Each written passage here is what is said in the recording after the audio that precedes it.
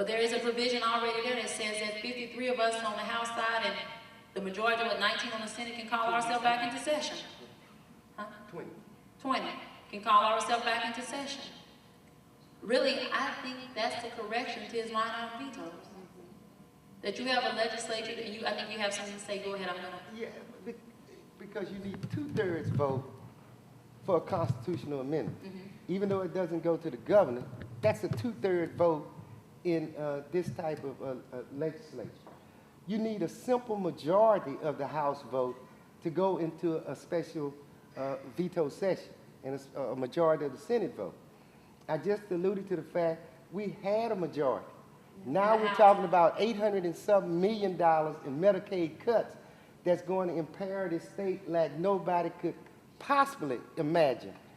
It would seem to me, getting on the telephone, emailing, texting, to get them or to put us back in session, and maybe we can address a number of these things. Well, really, we can just go into a special session. Or a special session. And let me tell you why I said special session. Right now, veto override session will, once we in there, anything to override will be 70 votes, period.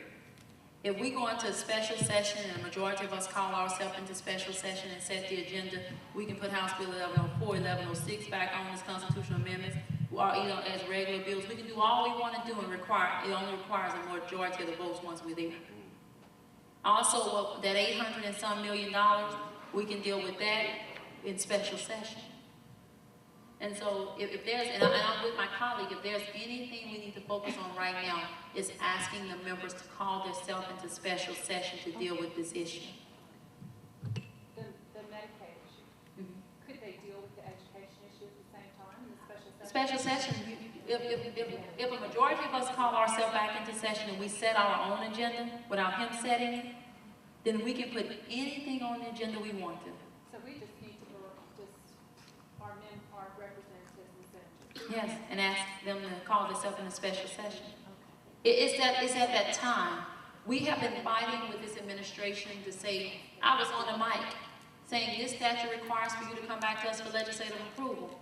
Now the Secretary of the Department of Health and Hospitals say we're only cutting 24% of the LSU systems, the University Medical System systems. So it requires 35%, so we're okay.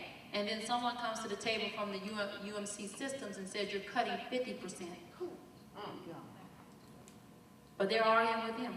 And I followed up with a question that said, now Secretary Greenstein, now the LSU themselves is telling you you're cutting over 50%. Do you think you need legislative approval? He says, well, we don't see the 50%. So it's quite obvious that in order to control this, to steer this, the only way we can do that is to go in special session. That's the only way. And I pray that the courts do something that sends us into special session anyway about this education reform. But you know what? I don't want him to be the one that reacts and calls us into special session and sets the agenda.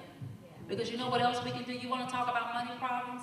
If we came into special session right now, we can set an agenda that would suspend some of those almost $1 billion a year in tax credits and tax exemption, bring in 15 to 20% of those, and bring in about, what, $600-700 million back into this budget?